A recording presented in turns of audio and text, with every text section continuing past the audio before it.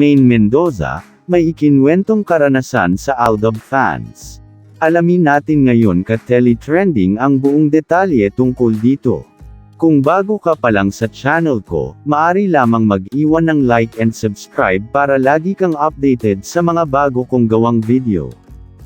Maine Mendoza, umabot na lang ako sa point na nakakapagod na mag-explain. Sabi pa ng nag-iisang Yaya Dub. Nakakuha ng pagkakataon ang Itbulaga host na si Maine Mendoza para magsalita tungkol sa umano'y pagiging mag-asawa at pagkakaroon nila ng anak ng kanyang kaibigan at dating on-screen partner na si Alden Richards. Sa interview ng celebrity vlogger na si Audrey Diaz nitong Huwebes, November 3, tinanong niya si Maine tungkol sa pagiging totoo nito sa kanyang fans, lalo na sa mga taga-suporta ng tambalan nila ni Alden o mas kilala bilang Aldab Nation. Ngayon ba si Maine, napaunawa na ba sa mga Aldab fans na si Alden, magkaibigan kami, screen partners lang kami, love team lang kami dahil ito yung gusto nyo pero iba pa rin ang personal naming gusto. Ani pa ni Audrey kay Maine. Sagot ng Daddy's Girl actress, marami naman pong nakatanggap, Mama Ogs. Yung iba, nag-stop na mag-support which is totally okay lang din naman. Pero meron pa rin po na hanggang ngayon, kumakapit pa rin doon. Sa tanong na ito, nakakuha ng pagkakataon ang TV host actress na muling igiit na wala silang relasyon ni Alden at walang katotohanan ang balitang pagkakaroon nila ng anak. Aniya, yung kasing iba, kapit na kapit sila na mag-asawa kami ni Alden at may anak na kami.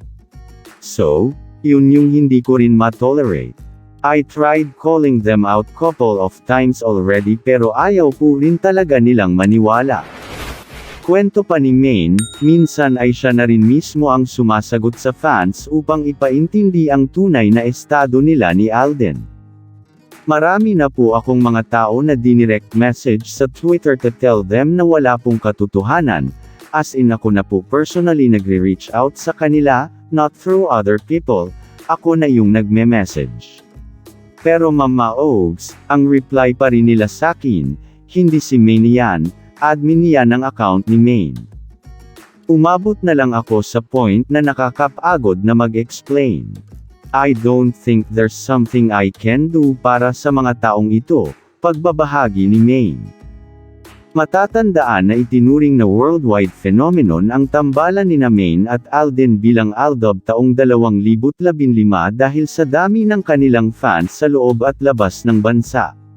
Ang tambalang ito ay nagsimula sa segment na Kalye-serye, sa longest-running noontime show na Itbulaga. Matapos ang mahigit 7 taon, nagkaroon na ng bagong on-screen partners ang dalawa at magkahiwalay na ring gumagawa ng iba't ibang proyekto para sa kanilang showbiz careers. Engaged na rin ngayon si Maine sa aktor na si Arjo Ataide, habang abala pa rin si Alden sa sunod-sunod na dating sa kanya ng mga proyekto. Kasalukuyang napapanood si Maine sa weekly comedy show na Daddy's Girl kasama si Bossing Vic Soto.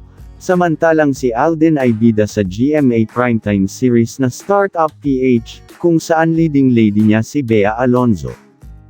Ka-tele-trending, anong masasabi nyo sa video na ito? Mag-comment lamang sa ibaba at maaari ring magpa-shoutout para mabasa natin sa susunod na video. Maraming salamat po at to God be the glory.